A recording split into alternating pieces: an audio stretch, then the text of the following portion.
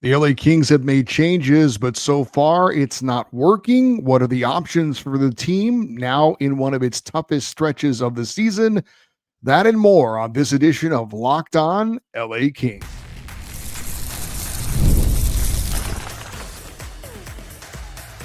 You are Locked On Kings, your daily podcast on the Los Angeles Kings, part of the Locked On Podcast Network, your team every day.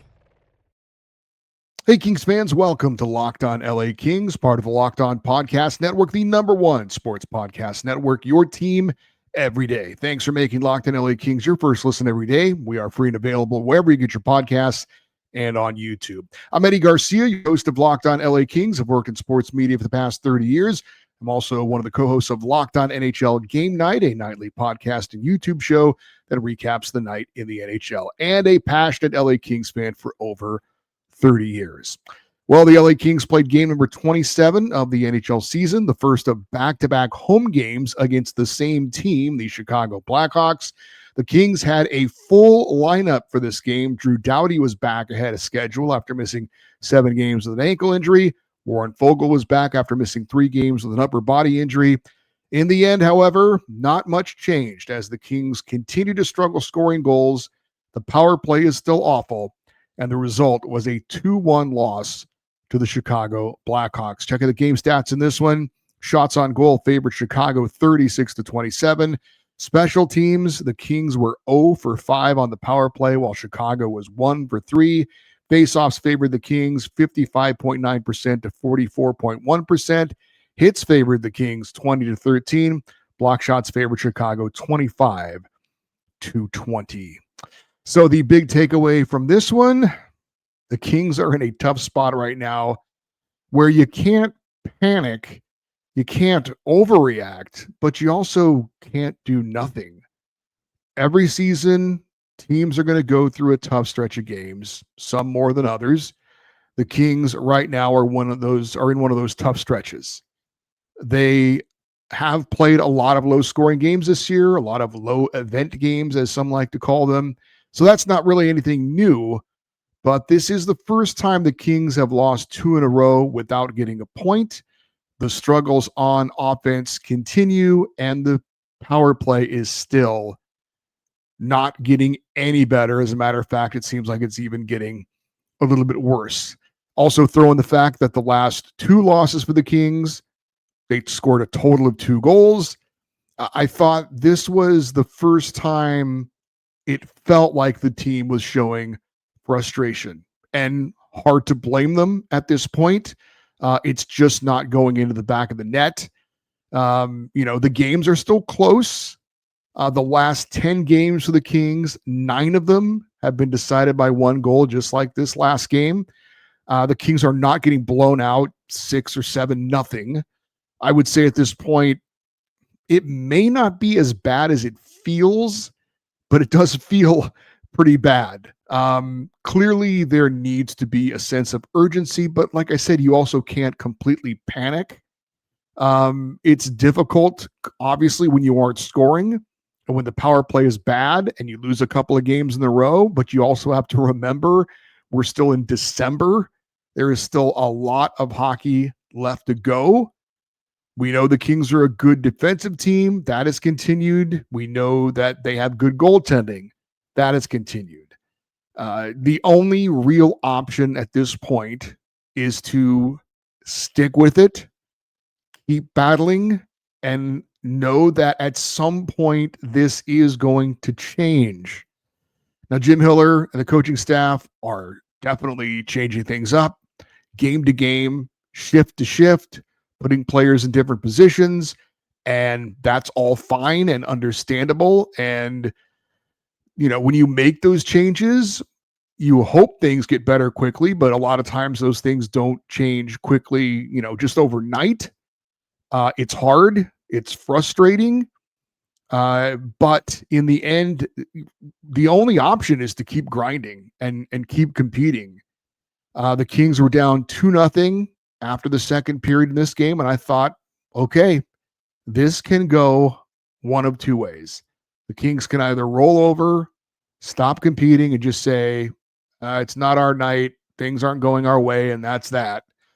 Or they could keep grinding, keep competing, and try their best to fight their way back into the game. I am happy to say I thought I did see that fight in the third period, because if it goes the other way, that's when you really have a problem. And I'm not trying to sugarcoat things. This is a really tough stretch right now, but the only option is to keep battling, is to keep working. I mean, I guess there is another option, which we'll talk about a little bit later. But as far as, the players you have on the ice right now, what do you do with this group? You just have to keep working at it. You just have to keep grinding. We'd all love to have a magic wand or some, special way that we can quickly turn this thing around. But that's the way you work your way out of it. Basically, that's the solution. You work your way out of it. After the game, Warren Fogle was asked by Kings insider Zach Dooley about the issues offensively, and he said, quote, "I think this game, a lot of it has to do with confidence. When pucks aren't going in for a stretch there, it definitely wears on guys in the room. You can't feel sorry for yourself. You've just got to keep it simple.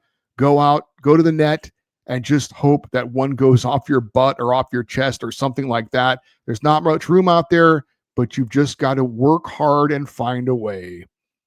End quote. And it's not a sexy answer. It's not a, but it's the right answer. It's really the only option. You have to work your way out of it.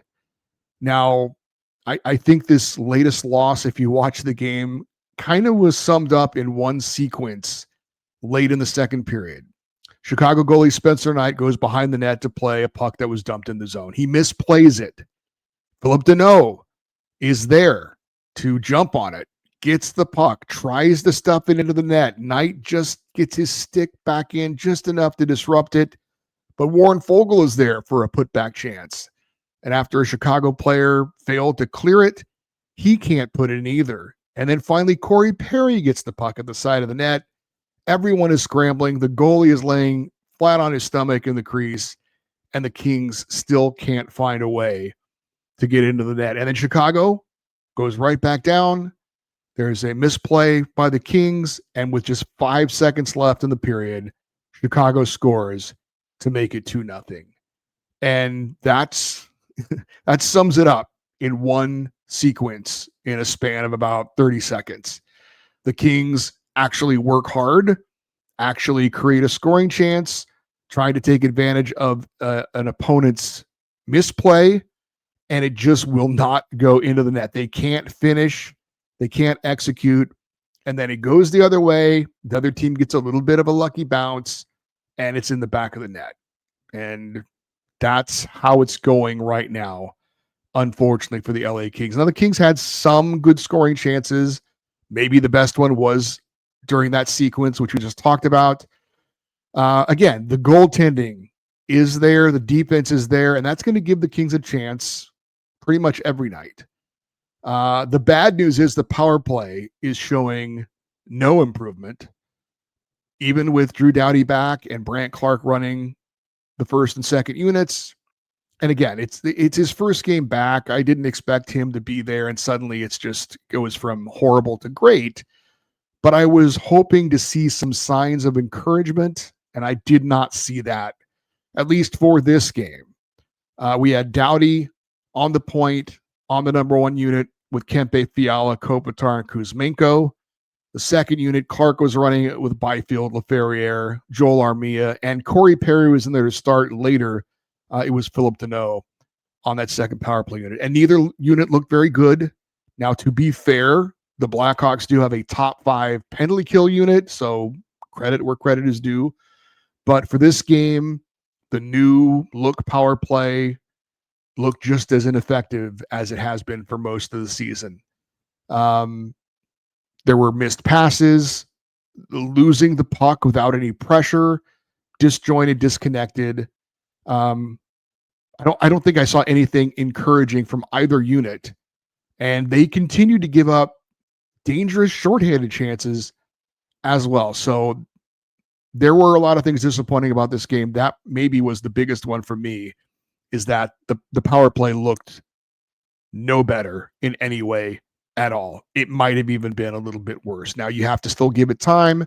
I think they should stick with this alignment for now, but hopefully we see something encouraging, something to be hopeful about soon. Darcy Kemper is something to be hopeful about. He is continuing to play very well, and Drew Doughty returned. How did he look? We'll get into that next here on Locked On LA Kings, your team every day.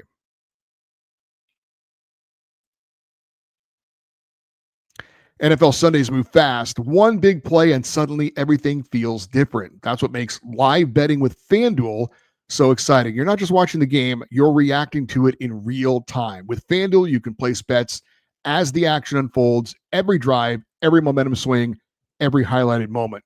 Live betting is best when the game starts to shift. A quarterback gets hot, a defense tightens up, or the momentum flips on a turnover. FanDuel helps you jump into that moment. Live spreads and money lines adjust instantly. Player props update as players heat up. You can bet who will score the next touchdown, what will happen on the next drive, totals, and more. It keeps you locked into every snap, every game, every possibility. So if you want to be right in the middle of the action as the season heats up, visit FanDuel.com. Place your NFL live bets all season long. FanDuel, the game moves fast, and so can you. Let's get into some of the individual performances for the Kings in their 2-1 loss to the Blackhawks. The lineup in this one was a little bit interesting.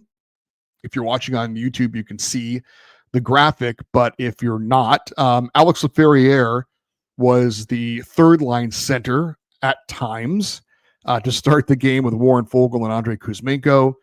We did see the same top six that we saw in the previous game with Kopitar centering Trevor Moore and Adrian Kempe, and Byfield centering Kevin Fiala and Joel Armia. Alex Turcotte was moved from the fourth center position to the wing. Philip Deneau was dropped down from the third line center to the fourth line center, and Corey Perry was also on the fourth line. This was how things started. I think even more interestingly, on the defensive end, you had Drew Doughty and Brandt Clarke starting together. That was surprising. You then had Mikey Anderson with Joel Edmondson and Brian Dumoulin and Cody Ceci. I did not really understand pairing Doughty with Clarke and having Clarke playing over on the left side.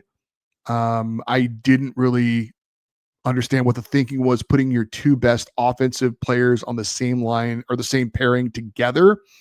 And look, the way things are going right now, you can't fault Jim Hiller really for trying anything. But that I thought that was odd, and it only lasted, I don't even know if it lasted the whole first period. They got out of it pretty quickly. Maybe only a few shifts in the first period, and then it was back to Doughty with Anderson and Edmondson with Clarke, and Dumoulin and Ceci were together. So they tried some different things, but as this game went along, a lot of different things were tried. A lot of different line combinations, especially in that third period. What didn't change was the play of Darcy Kemper. Another great game for the Kings' number one goalie. He allowed 2 goals on 36 shots. Last 10 starts for Kemper, he's allowed 2 or fewer goals in 8 of those starts. I thought this was the first game where I kind of felt like Kemper was showing some frustration. Now, it didn't affect his play, but there were a few times where I just thought his body language was just like, come on, guys, give me some help out here. But he continues to play really, really well. As far as the 2 goals he allowed, the first one was on the power play for the Blackhawks. Chicago's leading goal scorer and young star Connor Bedard was allowed to skate right down the middle. He gets a pass from the side of the net into basically the top of the crease, and he deflects it in past Kemper, point blank range. You just can't let that guy skate free right down the middle of the ice like that and get a pass and put it in. The second goal Kemper allowed, there's a turnover, there's a misclearing attempt. The puck finds its way to a player, kind of a loose puck finds its way to a player. He's a left-hand shot, so the stick is away from where the defender is, so the defender can't even get a stick in to try and disrupt the shot, and he beats Kemper from in close. Neither of those goals were soft goals or bad goals. I thought Kemper had a lot of very good saves in this one to keep the Kings in it, but not getting the support from his teammates. And not that I necessarily care much, but Darcy Kemper, I hope, gets consideration to play in the Olympics for Canada, even though I'm an American and I'm not rooting for Canada. But I truly think if you see the way he's playing right now, that he should be in consideration for that. We'll see. Drew Doughty, as I mentioned, back after missing 7 games. He played 19 minutes and 12 seconds, did not have a point. He was a +1. I think the biggest place we were hoping to see some immediate impact from Drew was on the power play, as we talked about. That clearly didn't happen. I would say for his first game back, he looked okay. But we hope to see some more impact from him on the power play here in the near future. Philip Deneau, he did not practice on Wednesday for what was called a maintenance day. It's a fancy word for he got the day off. Now, I don't know if he asked for the day off, which some veteran players are allowed to do from time to time, especially with this condensed schedule for the Olympics, or maybe the team suggested, hey, why don't you take a day off and kind of contemplate things and refocus. Regardless, I would say it actually worked for this game, or maybe it's just a coincidence, but I thought Philip Deneau was really noticeable in a positive way in this game, and it resulted on him getting more ice time. He played 17 minutes and 35 seconds. That was actually more ice time than Adrian Kempe, and it even resulted in him being put on the second power play unit later in the game. He ended up with 3 shots on goal. Afterwards, head coach Jim Hiller said about Deneau, quote, I thought he just had a couple of good chances, 5 good chances tonight. It wasn't just those other ones. He had a couple of shots from the slot. I can tell you everybody's excited. The whole bench guys want him to score. We all do. Despite that, I thought he had his best game of the year tonight. I really did. All over the ice. He really played well. Credit to him. End quote. So, again, we know Philip Deneau has not had the season that any of us would have liked for him to have, including him. A step in the right direction. Would have been great, though, as Jim Hiller said, if he could have put that play where he took the puck from the goaltender and tucked it in. But unfortunately, that did not happen. The only goal that did happen for the LA Kings came from the stick of Trevor Moore. His 4th goal of the season, his 11th point. That one has been a long time coming for Trevor Moore, who had not had a goal since before Halloween. October 24th, to be exact, was his last goal. My preseason prediction of Trevor having a big bounce back year, not looking so good right now. Frankly, I would just settle just for seeing a couple of more of those kind of goals before Christmas. But I will say also Warren Foegele made that play happen. He beats out an icing, feeds Moore, crashing the net for the goal. Good to have Fogel's energy back in the lineup. His first assist of the season and his 5th point. That was one of the lone bright spots for the LA Kings in this one.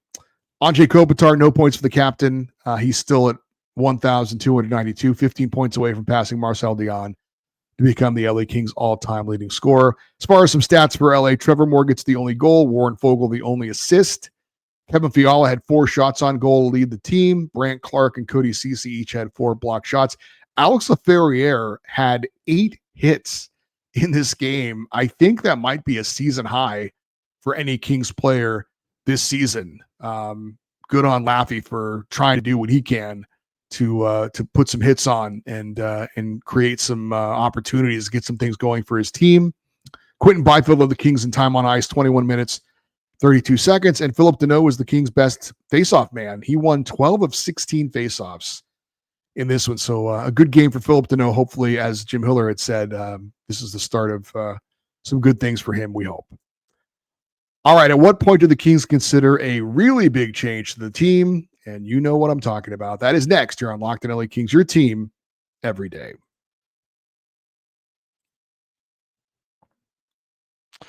When I'm hydrated, everything just works better. My focus, energy, mood, even my skin. That's why I've been using DripDrop. It's doctor-developed hydration that keeps me running at full power no matter what my day looks like. DripDrop isn't just your average sports drink. It delivers 3 times the electrolytes and half the sugar of leading brands, using a science-backed formula trusted by medical professionals, firefighters, and over 90% of top college and pro teams. It actually tastes amazing. My go-to flavor is fruit punch, and it's become my secret weapon for staying sharp, energized through long days. Hydration has become non-negotiable for me.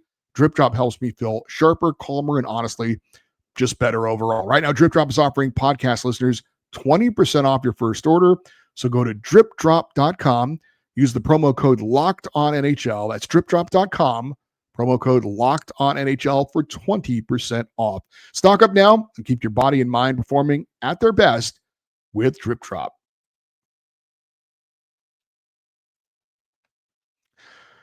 So I said earlier in the show, the Kings right now have to just stick with it, keep working hard, eventually hope that that will get things going in the right direction. But what if it doesn't?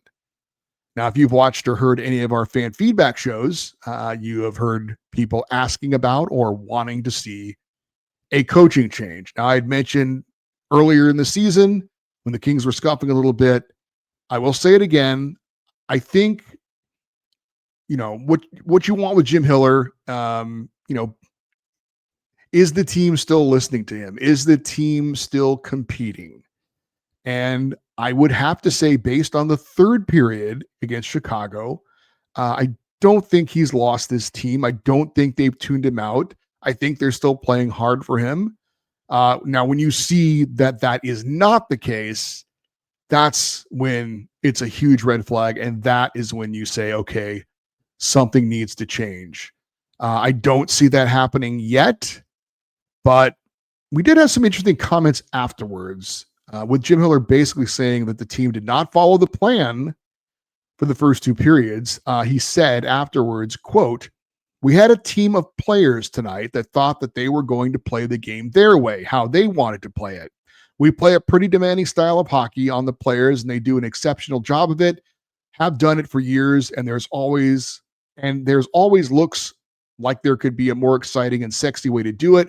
I think you saw players trying to play that game, though, at least most of the first 40 minutes, and I think you saw a pretty clear result in that style of hockey for our team in particular," end quote. So again, translation there, Jim Hiller feeling that the players did not follow the game plan or did not follow the style of play that the Kings have to play for them to be successful.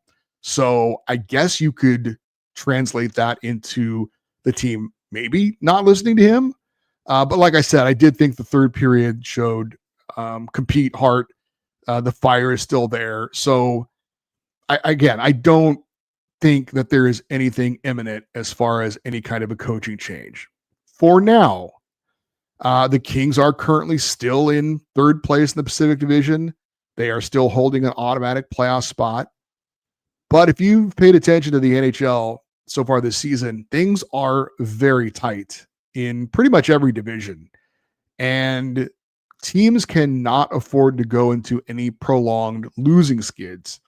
Now, if that happened for the Kings, let's say they lost 5 in a row or 6 of 7, they fall out of a playoff spot, the offense continues to not produce, the power play continues to struggle, then that is when you could see something happen. Now, I do not think we are there yet, but I would say that it wouldn't take too long for us to maybe get to that point either. As long as the Kings are still competing, as long as they're getting points, I don't think there'll be a coaching change. But I would also say we're kind of starting to slide into that area where things can get hot pretty fast. Again, I do not think we're there yet, but I also don't think we're that far away from starting to get there. I think the next 4 or 5 games are pretty important. And if they go in a really bad way, I think that conversation is going to start happening. Now, Ken Holland, the GM of the Kings, did not hire Jim Hiller. Ken Holland has been hired for the short term. He's been brought in to try and get this team over the hump. And if he feels like a coaching change is necessary, I believe that he will do that, and I believe he'll have the authority to do that. But again, I don't think we're there yet, but I think we're starting to get into that area where the conversation could come up pretty quickly based on the next 3 or 4 games and how they go. So I know some of you are rooting for that. I don't know that I could say that I am necessarily rooting for that, but the reality is what the reality is. So the Kings are still competing. They're still playing a lot of 1-goal games. I don't, these kinds of slides do happen during a season, but they do need to get their way out of this one pretty quick because, as I mentioned, things can snowball pretty fast in this league. And this season in particular, you could, if you fall out of it quickly, it might be difficult to get yourself back in it. Did want to mention one other note. I saw that Kings Hall of Famer and team president Luke Robitaille was on the Spittin' Chicklets podcast. So I tuned in and gave it a listen.